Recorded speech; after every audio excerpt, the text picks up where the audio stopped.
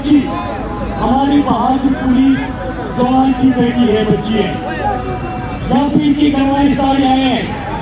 मैं इनको क्या कह सकता हूँ? मैं इनको चाहता हूँ ये अपना एहतिसाम मांग रही है, ये सवाल पूछ रहे हैं कि इस बच्ची को क्या जवाब है। मुझे कह रहे हैं कि इस बच्ची को लोगों के सामने कर दो और पूछ लो इन ताकतवरों से, इन लोगों से कि इस बच्ची का क्या कसूर है, इनकी परिवारों का क्या कसूर है। 10-10 करोड़ का भी दिया जाए। पूरी जवाब आपके पास है। बंद कामों में फैसले करने वालों, लोगों के खून का सौदा करने वालों, आपके पास इसका जवाब है। हम इस तरह हमारी पुलिस जवान शहीद हुए। कल मैं अपनी 6 बहनों को देख रहा था।